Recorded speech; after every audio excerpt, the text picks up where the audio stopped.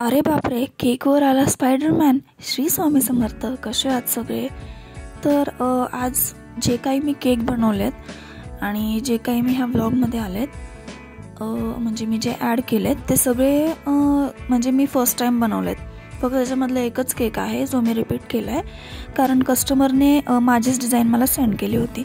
तर पहिले तर मला बनवायचा होता 2 kgचा पायनॅपल फ्लेवरचा केक, जो स्पायडरमॅन थीममध्ये होता आणि रेक्टँग्युलर शेपमध्ये करायचा होता. तर हे माझं डेली कस्टमरने मला ऑर्डर दिली होती आणि हा त्यांच्या बेबीचा बर्थडे होता, 4th बर्थडे होता. सो हा जो मी केक बनवते पायनॅपल फ्लेवरचा 2 kgवाला, तर हा त्यांना त्यांच्या मुलाच्या स्कूलमध्ये द्यायचा होता कटिंगसाठी. सो त्यांनी रेक्टँग्युलर शेपमध्ये पायनॅपल फ्लेवर सांगितला होता मला. आणि लहान मुलं म्हणले की त्यांना कार्टून्स तर खूप आवडतात. सो त्यांनी आधी मला फॉन्डंट केकचे इमेजेस सेंड केले होते. बट मी त्यांना सांगितलं की मी फॉन्डंटचे केक नाही बनवत, मी तुम्हाला ह्याच्यापेक्षा पण छान केक करून देईल कटआउट्समध्ये. आणि मी त्यांना थोडेसे रेफरन्स इमेजेस सेंड केले आणि त्यांना सांगितलं की मी अशा टाईपमध्ये तुम्हाला केक करून देईल म्हणून. आणि त्या बोलले की हो चालेल, कर म्हणून. आणि तुम्ही लास्टला बघू शकता की हा केक किती सुंदर झाला आहे.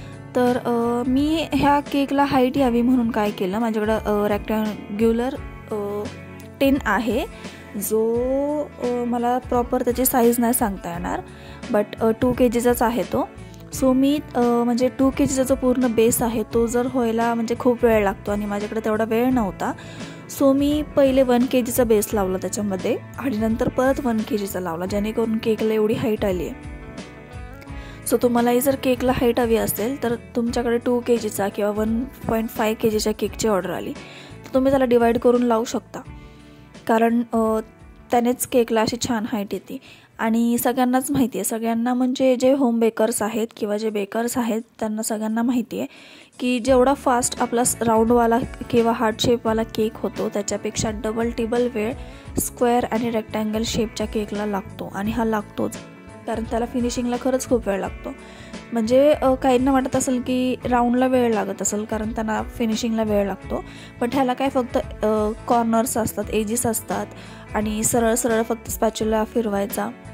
बट तसं नाही आहे, सगळ्यात जास्ती वेळ तर ह्या केकलाच लागतो आणि खरंच लागतो. तर तुम्ही बघू शकता लास्टपर्यंत की मी किती वेळची ह्या केकलाच फिनिशिंग देते. आणि जोपर्यंत केकला प्रॉपर फिनिशिंग होत नाही तोपर्यंत माझं मन शांत पण होत नाही, कारण केकला लुक पण छान आला पाहिजे ना. उगाच कसंही करून काय उपयोग नाही आहे.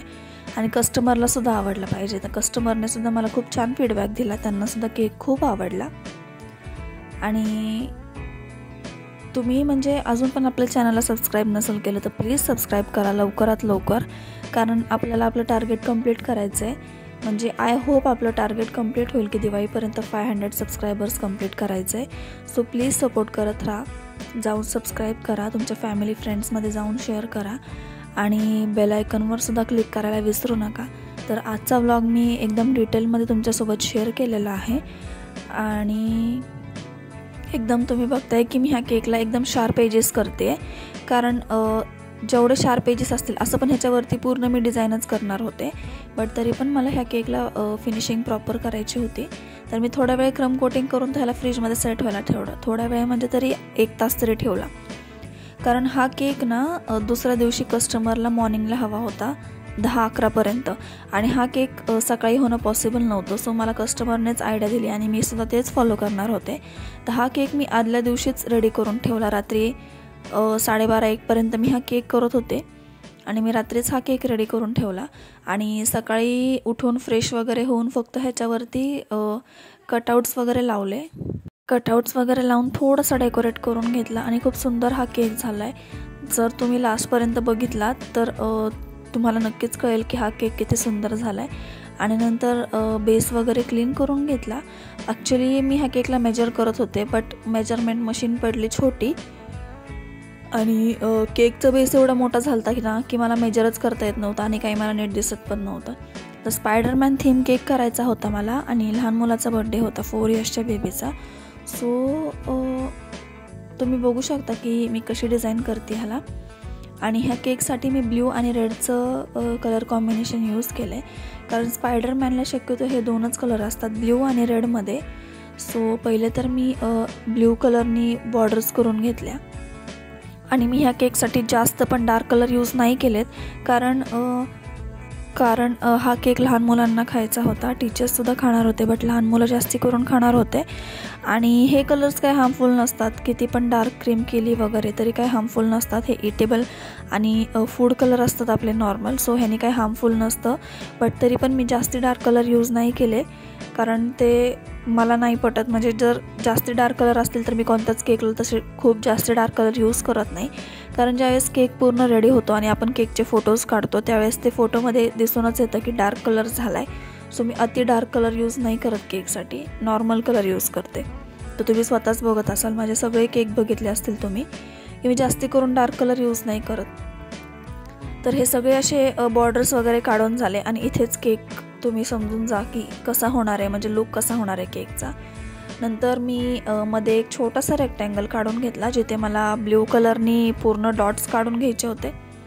पहिलं तर मी मोदकचाच नोझल घेतला होता, नंतर तो चेंज केला, म्हणलं तोच नको यूज करायला. सो मी असं स्टारवाला नोझल यूज केला आणि त्यांनी पूर्ण हा छोटासा रेक्टँगल फिल करून घेतला. तर मी थोडंसं अल्टरनेट डिझाईन करणार होते. जे रेक्टँगलचे दोन्ही साईडचे आहेत तिथे मी पूर्ण ब्ल्यू कलरनेच फिल करणार होते आणि जे मोठेवाले आहेत ना साईड्स दोन्ही अपोजिटवाले तिथे पूर्ण मी रेड कलर करणार होते. आणि टॉपवालं जे स्पेस राहिली आहे व्हाईटवाली तिथेसुद्धा मी पूर्ण रेड कलरनेच करणार होते. तर आता मी घेतलं आहे रेड कलरने डिझाईन करायला. तर पहिले तर मी बॉर्डर काढून घेतली आणि नंतर सगळं फिल करायला घेतलं. खूप वेळ गेला ह्याच्यामध्ये, पूर्ण माझी कंबर दुखून आली होती, कारण हा केक सेट व्हायला हवा होता ना, आता एवढा मोठा केक द्यायचा म्हणल्यावर. आणि जेवढाच सेट होईल केक तेवढा टेस्टला पण छान लागतो. तर हा पूर्ण केक मी रात्रीच करून ठेवला होता, म्हणजे सकाळी उठल्यावर काही टेन्शनच नाही, फक्त डेकोरेट करून द्यायचा होता कस्टमरला आणि नेम टाकायचं होतं. सो ह्या केकचा फायनल लुकसुद्धा मी तुम्हाला दाखवलेलाच आहे. सो प्लीज तुम्ही आपला ब्लॉग लास्टपर्यंत बघा आणि नक्कीच बघा, तुम्हालाही आवडेल. आणि तुम्हाला ह्या 3 केकमधला सगळ्यात जास्त केक कोणता आवडतो ना, तुम्हाला प्लीज कमेंट करून सांगा. तर हा झाला आहे फायनल लुक. आणि नेक्स्ट डे मॉर्निंगला पटकन उठून फ्रेश वगैरे होऊन मी हे असे कटआउट्स तर मी कालच काढून आणले होते, म्हणजे आदल्या दिवशीच काढून आणले होते. तर आज फक्त ते कट्स वगैरे करून त्याला छान असं अरेंज केलं आणि लगेच केकला लावून वगैरे घेतलं. आणि नंतर सगळं हा केक तयार झाल्यावर फ्रीजमध्ये छान सेट व्हायला ठेवून दिलं.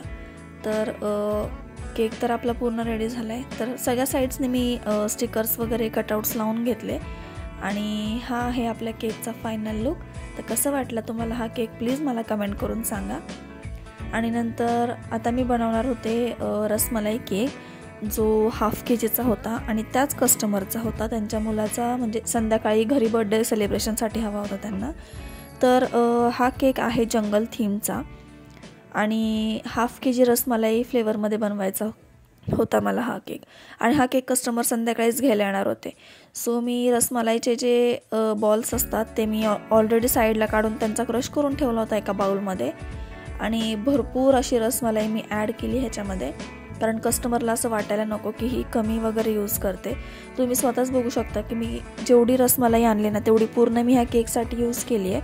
फक्त सोकिंगसाठी आपण ह्याला शुगर सिरप वगैरे यूज नाही करत. जे रसमलाईचा जो ज्यूस असतो तोच आपण रसमलाई केकला सोकिंगसाठी यूज करतो. काही मिल्क ॲड करतात, बट नाही, जेवढं तुम्ही रसमलाईचा जो ज्यूस ॲड कराल तेवढा केकला टेस्टसुद्धा खूप छान येते आणि खरंच खूप सुंदर लागतो केक हा खायला. तुम्हीसुद्धा एकदा नक्कीच ट्राय करून बघा रसमलाई फ्लेवरचा केक. आणि नंतर फायनली लास्ट लेअरला सोकिंग करून घेतली आणि नंतर तुम्ही ह्याचा फायनल लुकसुद्धा बघा, तुम्हाला हा पण केक नक्कीच आवडेल. आणि जंगल थीम केक आणि स्पायडरमॅन थीम केक हे दोन्ही जे केक आहेत ते मी फर्स्ट टाईम बनवले होते. आणि असेच कार्टूनचे वगैरे न्यू केक्स करायला मला आवडतात आणि आवडतातच, कारण हे मी ह्याच्या आधी कधी बनवले नव्हते आणि मला बनवायचे होते आणि मला एवढ्यात त्याच केकची ऑर्डर येते.